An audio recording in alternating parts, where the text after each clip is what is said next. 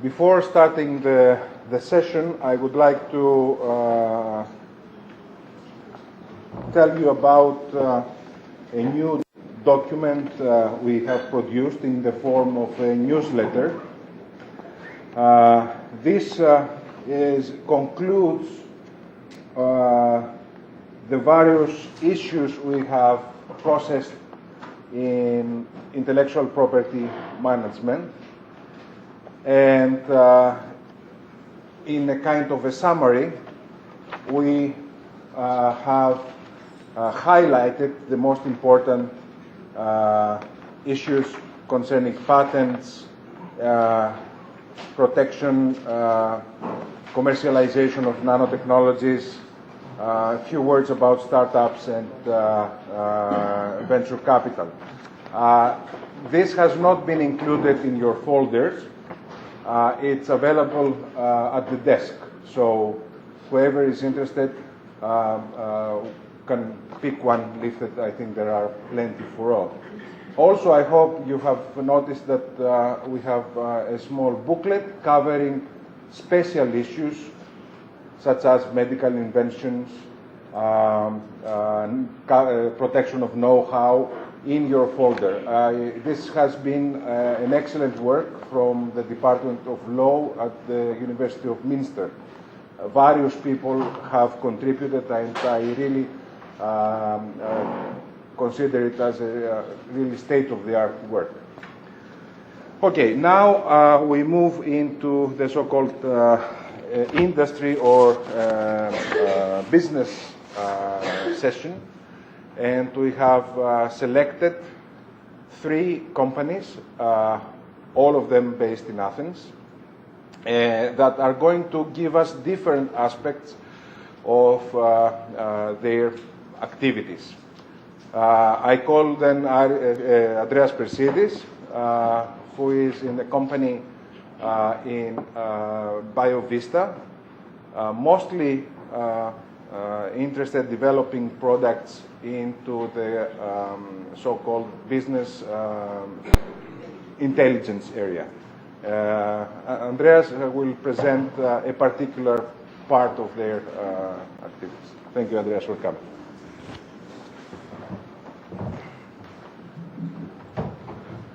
Well, good morning, everybody. Also, just probably it's in your pocket.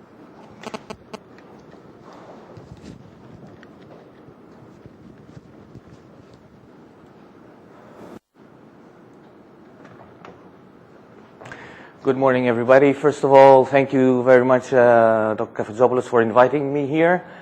Great pleasure. And on the morning after the day before, a very nice evening, I'd like to apologize for those of you who were on the upper level of the double-decker bus last night.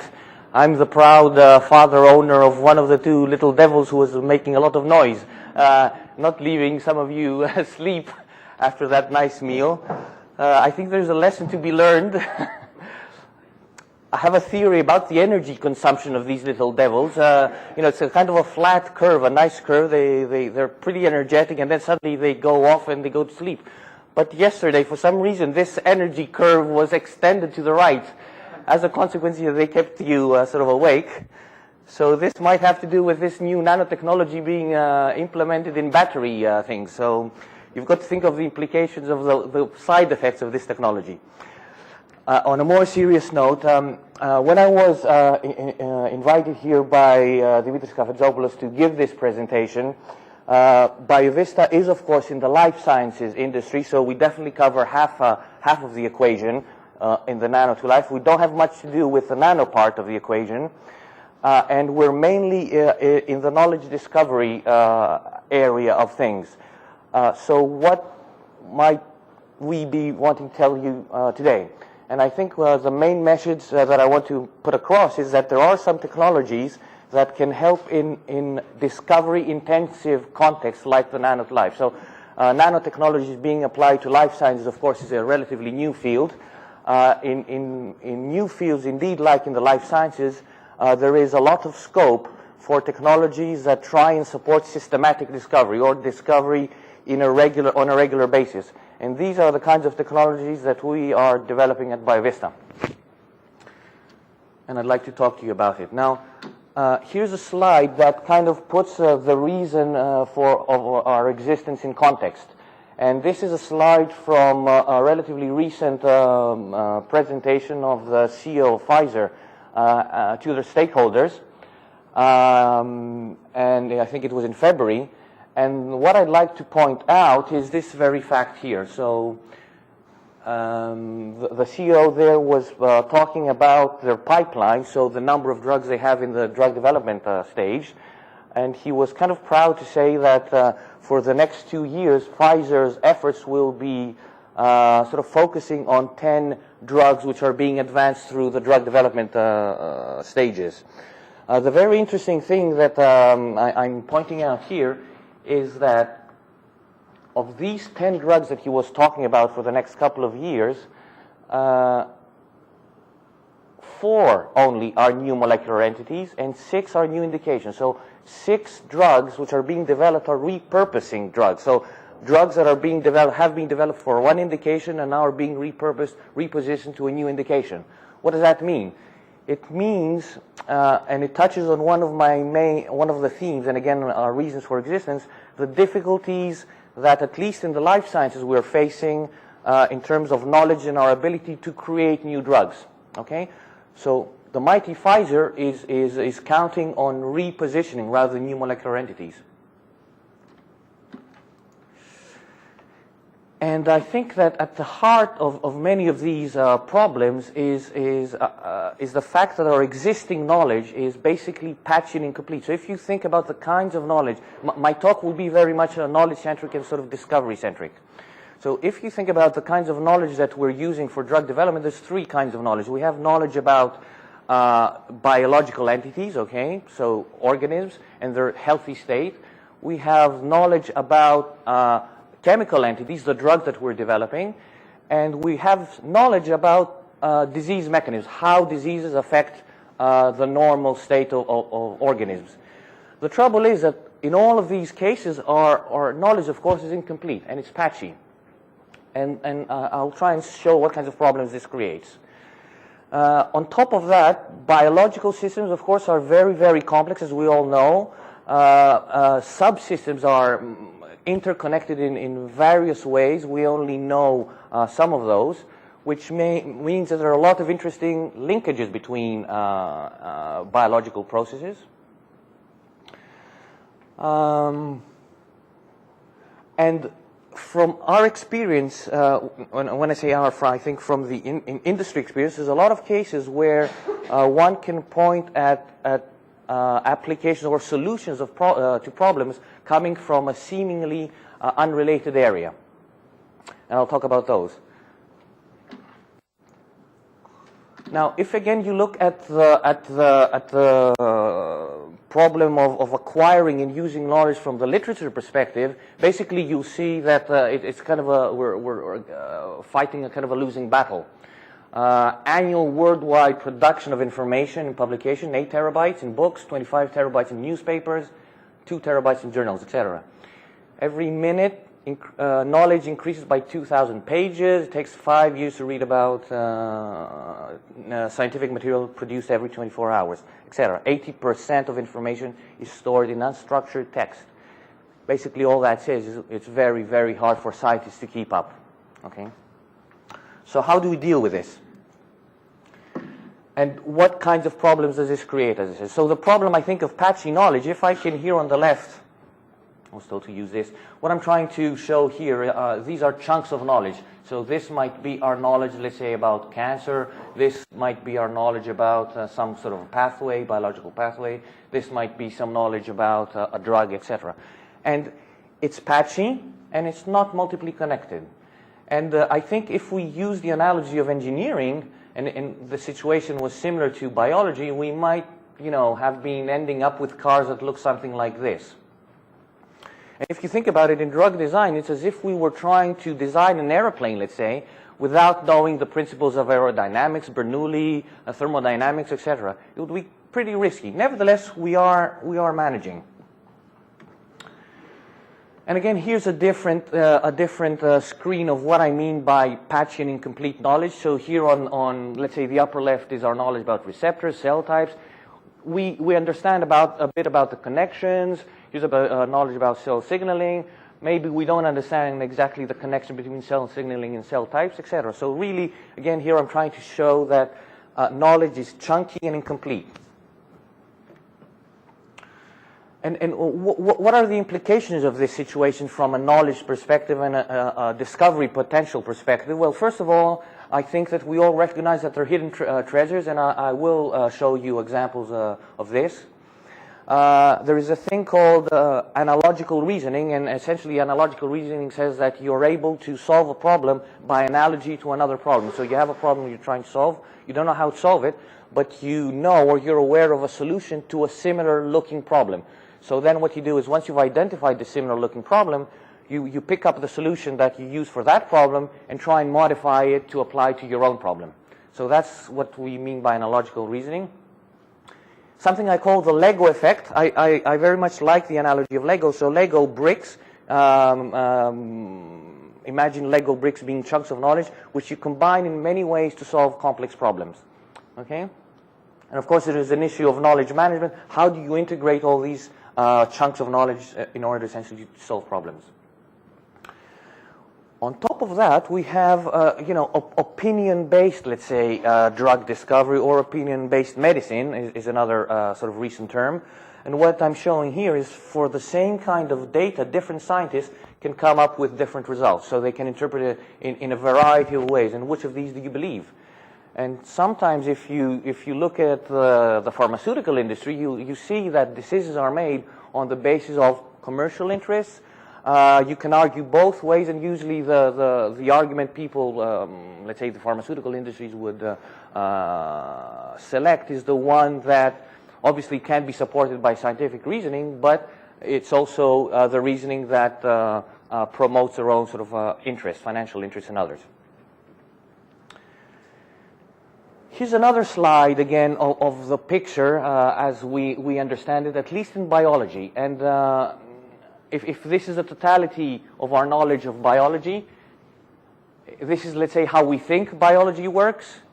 On the left-hand side is how biology really works, and there's some kind of an intersection there in the middle where we're kind of getting it right, and it allows us to design drugs. And of course, the bottom part there of the slide shows us the kind of the goal state that we'd like to be. We would like to really be in a situation where what we think we know is really what occurs in organisms. Looking now a bit at the situation again of knowing and finding information. I have this kind of matrix here where here on the upper left here I have finding things and not finding things in the literature, and knowing what you want to find and not knowing what you want to find. So when you know what you want to find, you're in the kind of the typical Boolean search situation where you're going to PubMed, you're putting keywords, you're retrieving literature, you're reading the literature, you're finding answers to problems you have. Boolean also allows you to say what you don't want to find, when you know what you don't want to find, and it's the case where you're saying, find me papers that have this and this criteria, but not that. So this is what Medline does, this is what Google does. But in a discovery sort of intensive and in discovery-centric situation, we're really in a situation where we don't know exactly what we want to find. So we're in a situation where we're asking ourselves, is there something out there that might be relevant to my problem, but I'm not aware of? Hence, I'm not able to use the keyword to retrieve the appropriate literature and find the answer I'm looking for. Okay? And this is very much the situation that we are in a discovery sort of intensive scenario. I mentioned before the analogical reasoning, and here's an example from, again, the life sciences from heart design. Maybe you can try and sort of guess what this means. A few years ago, companies that were making heart valves for artificial valves had a problem. They had leaky valves. So this part of the valve here was leaky. This was creating, of course, cavitation effects. I don't know if you know what cavitation effects. When you have a flow, you have bubbles which are being generated, which means that the flow is not laminar. It's not sort of smooth, and this creates problems. And they just couldn't solve the problem. There happened to be this company that specializes in this kind of lateral thinking type approach to problem solving. And where do you think the solution came from? It came from nuclear submarines.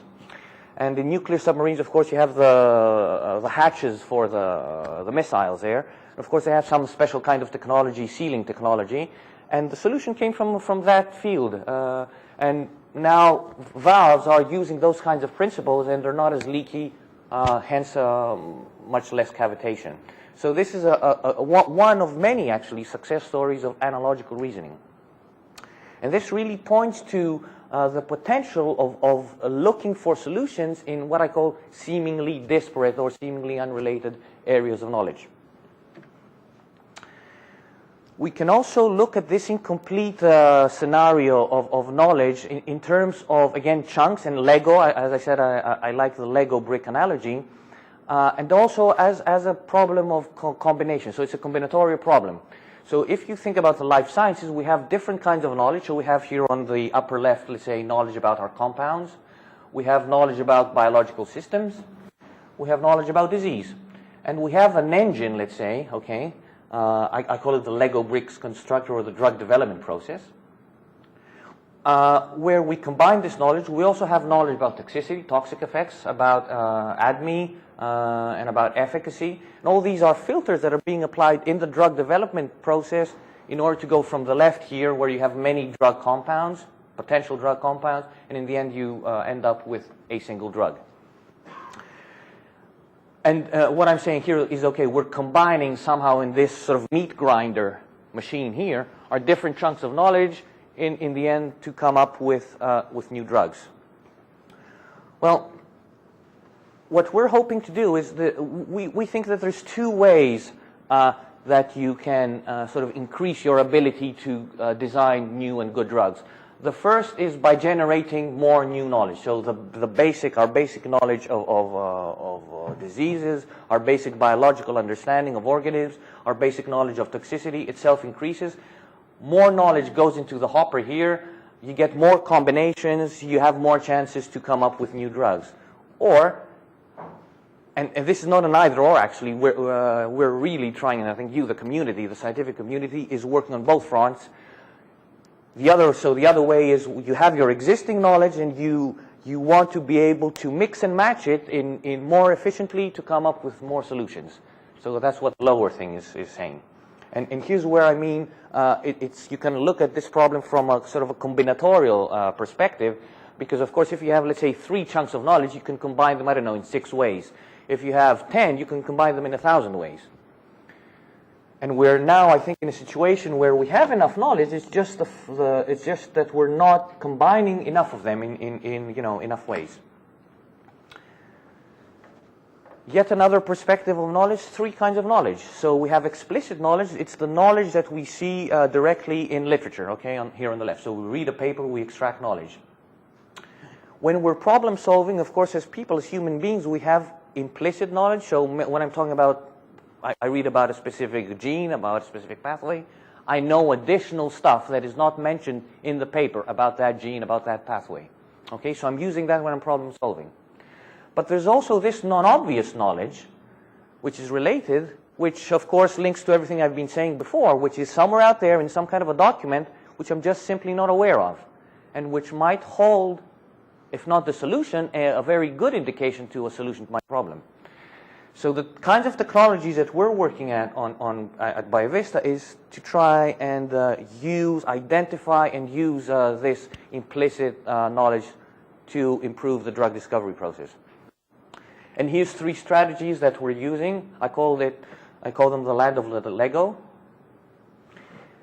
And what this means is that, okay, we have here on the left a chunk of knowledge, and what we're doing is, okay, find, as I said, different related chunks of knowledge, put them together, and come up with a solution.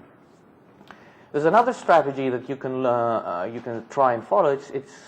I call it the assumptions are the mother of all troubles.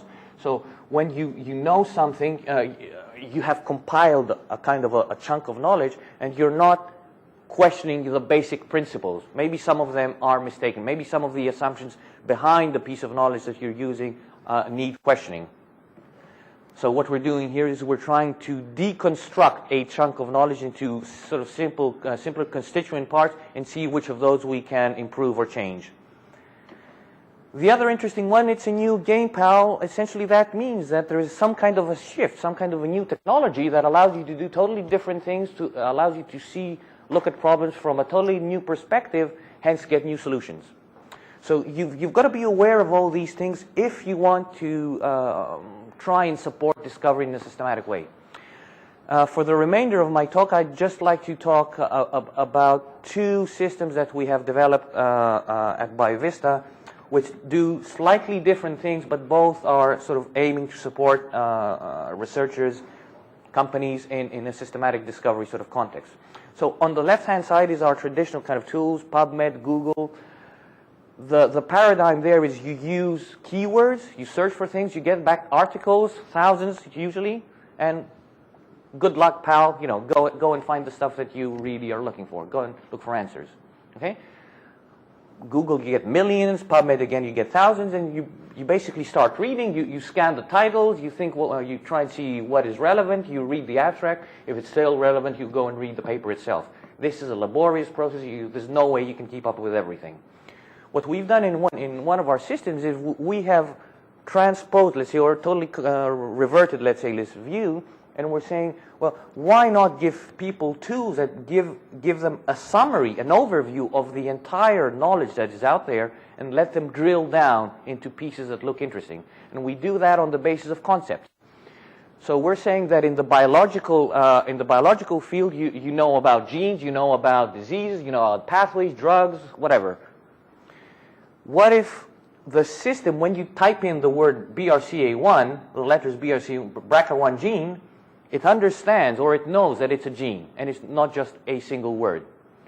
Well, just knowing, just categorizing entities into their basic classes allows you to do a number of interesting things. And this is what this system does here.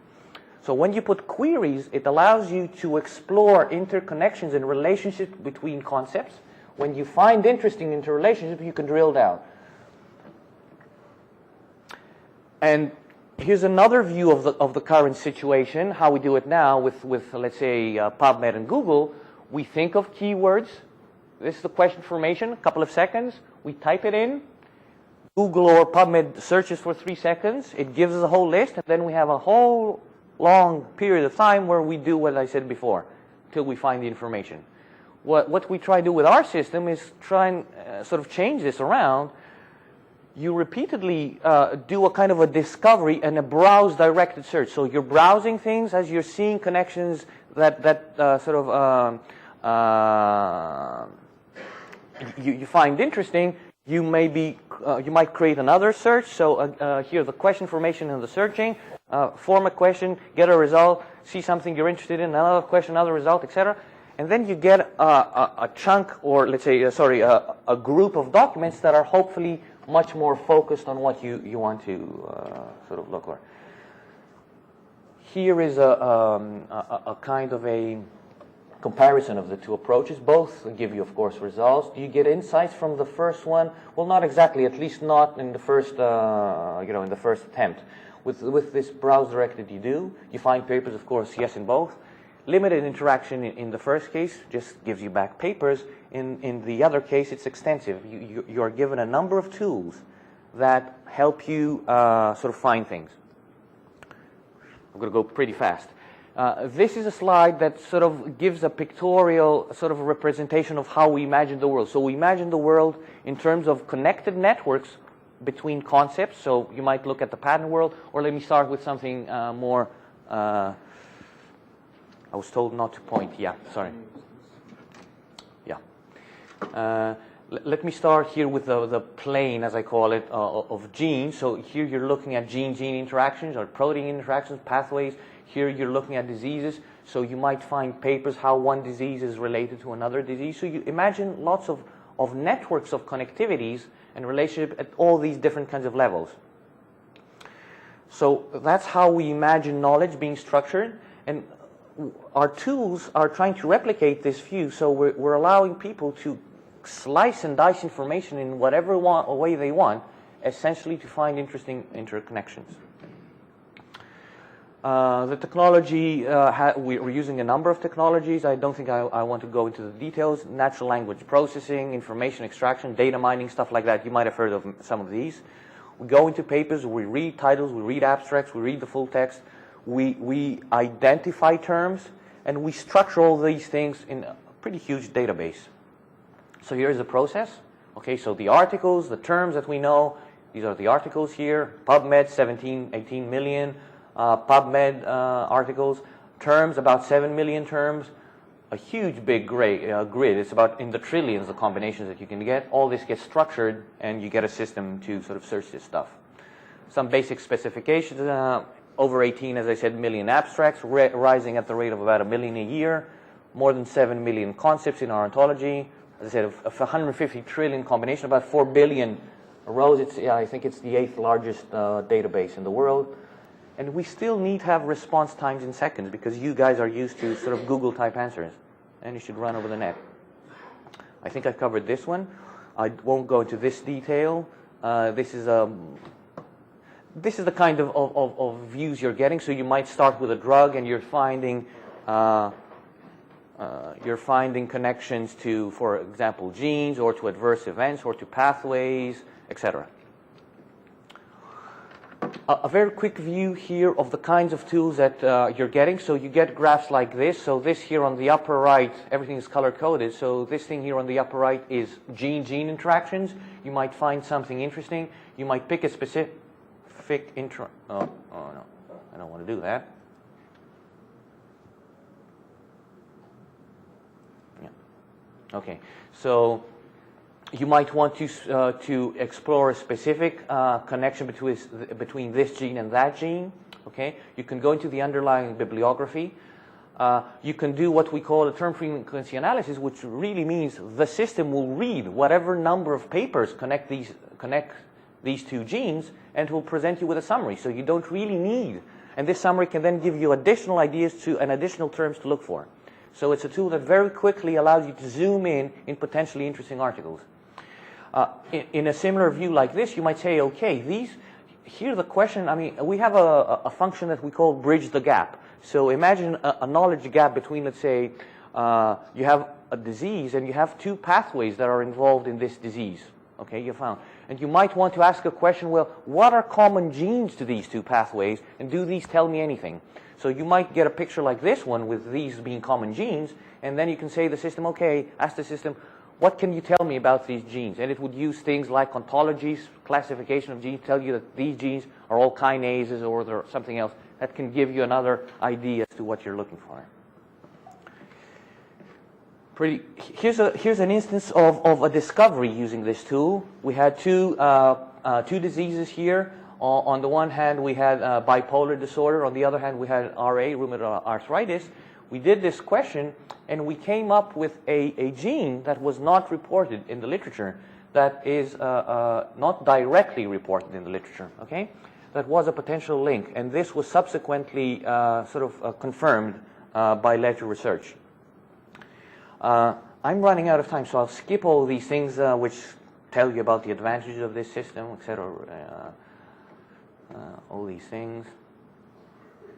Again, here I think about ontologies. I think maybe this is not the time to go into this level of detail. Here I'm just talking about some of the database issues we had to solve. Pretty hard, some of those. I'd like now to talk a bit about this other tool, which actually, so this first tool really, it's a tool that allows people to quickly zoom into relevant stuff, but that is known, okay? So it helps you find known stuff. There's also, we think, a much more powerful tool that allows you to do predictions on things. So this tool tells you things that are not reported in the literature, new stuff. How does it do that? And the theory behind it. So the theory behind it, or initial work that was done in the 80s by a guy called Swanson at Illinois, and his story is this one. He was just reading papers on Raynaud's disease. And just by reading those papers, he had noticed that Raynaud's disease causes an increase in blood pressure. He stored that in the back of his mind. At some other point in time, months later, he was reading literature on fish oil. And what struck him as interesting was the fact that fish oil lowers blood pressure. And then he had a kind of a flash of inspiration and of memory, and he put one and one together. One increases blood pressure, the other decreases. Why don't we use fish oil to kind of treat Raynaud's disease? He wrote a paper on this. Everybody kind of laughed. 6 years later, someone took him up on his word, did the experiments, and actually this was proven right. So this is the first sort of recorded case of someone using the literature and combining stuff from different areas and coming up with a prediction that was sort of confirmed. So that's the base. It had limitations, etc. So we took this as inspiration. We expanded to the nth degree, and now we have a tool that does this on a systematic basis. So it reads, it has all of Medline, it has all the patents, it sort of records everything, it creates profiles of every concept that you can imagine that's relevant to biology. So every gene, every pathway, and I'm talking about 7 million terms that we're covering. Every cell type, every anatomical location has its own profile, which is created from the entire literature. So the entire literature is scanned 7 million times, one time for every concept. And you have very complex multidimensional profiles. And these are used against each other and help us solve problems. So what does this tool do? It identifies correlations and ranks them. It covers, as I said, it's very fast, etc. And actually, it's being used with pretty good success, and it's being used now for repositioning. So what this technology allows us to do is to say, okay, we have drugs, can we systematically identify new applications for these drugs? And we can do it with this technology. We can do other things. For example, we can predict adverse events, not only of new drugs, but also of drugs that are on the market, which have escaped let's say, the community. Again, here, I don't think I want to go into the open issues. These are some issues that relate to the technology that are being used. My bottom line is that I think in the nano2life, nanotechnologies, life technologies, both, well, definitely this is a new field. It's a discovery-intensive field. These kinds of approaches and tools, I think, have something to offer. Thank you. Thank you very much.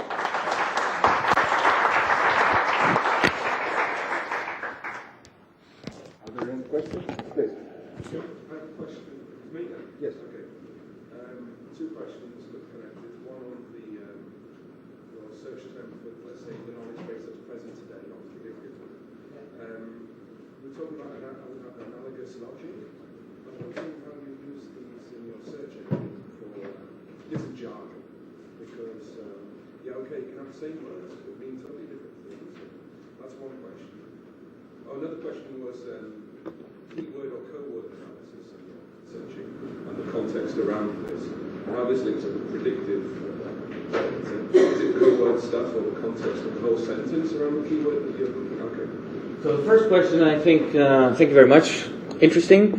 The first question is over there, polysemy synonymy. So the system is dealing with synonymy quite well.